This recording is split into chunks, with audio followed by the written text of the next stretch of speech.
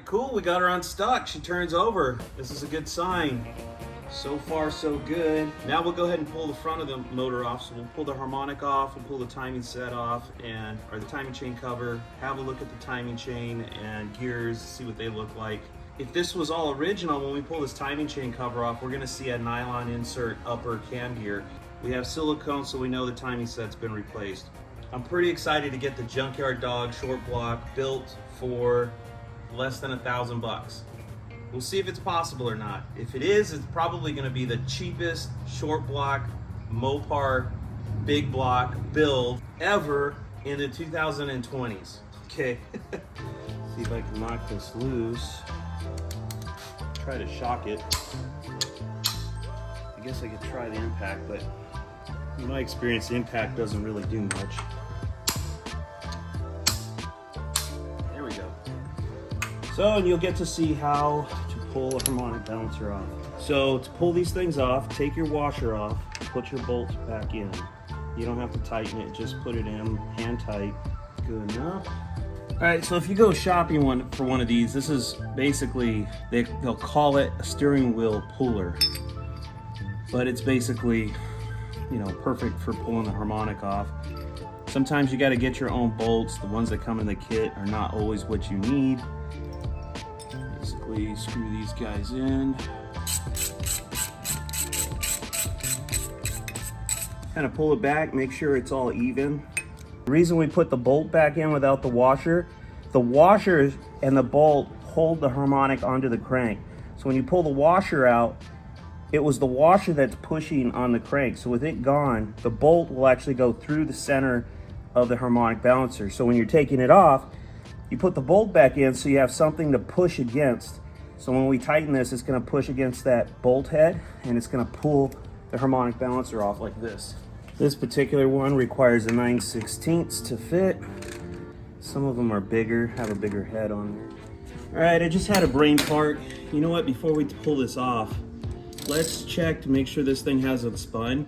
We got the heads off already, so let's bring the number one up to top dead center and see how it aligns to the TDC mark here before we go pull this thing off. More curious than anything, but kind of a good thing to know if this balancer is still good now. So if I have to buy another one, I'd rather buy knowing now than knowing last minute, you know what I mean?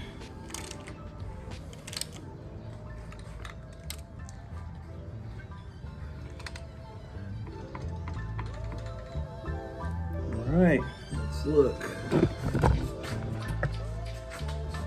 Top dead center. That's good. Stoked about that. All right, now we can pull it off.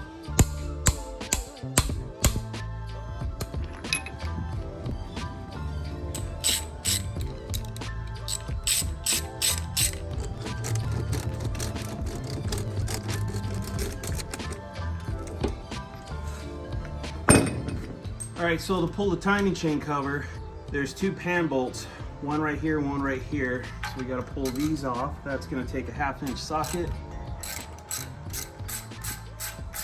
These four are also 1/2", so we'll go ahead and pop those off since we've already got this socket size.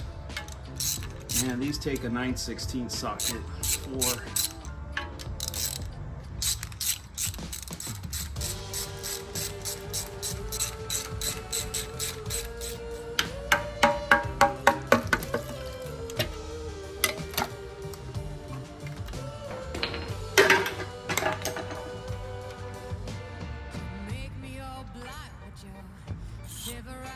This timing chain's been changed, so that's for sure.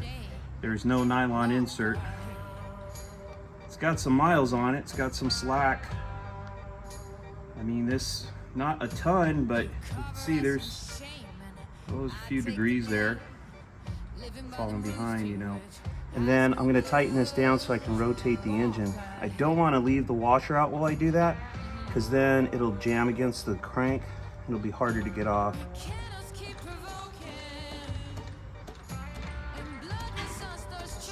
There's our timing mark. I don't know if you can see that or not. And timing mark right there. Should be able to see the timing mark now. There's that one. and that one. So, yep, confirmed timing chain's been changed at some point. Oh, by the way, I'm gonna show you this real quick with the rod that drives the fuel pump. There's a plug that goes right here, kind of caps. If you need to change this, you got to pull that plug out. When you're changing the fuel pump, gravity likes to pull this rod down. Now, this one is pretty grimy, you know, old oil, little carbon, little crusty oil, kind of keeps it where it's supposed to go. So this one, I could probably pull the fuel pump out, put another one in without any issue. See how it slides out? So especially on a brand new engine, when everything is super clean, you go to put the fuel pump in, this guy wants to slide down, and you can't get the rod behind it. You can't get it to stay up here long enough to get the rod back underneath it like that to the fuel pump. Not the rod, the fuel pump arm.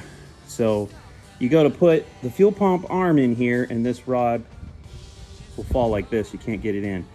Then you pull it away and you put your finger in here and you push it up.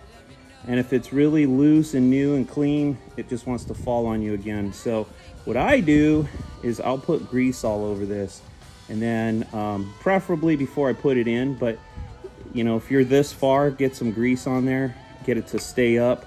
The grease kind of creates a suction so it doesn't slide down, and then it'll buy you the time you need to get your fuel pump in like that. Okay, and look at this. See that? You see what that evidence is? That is a piece of the nylon that was original to this engine. So, more clues, right?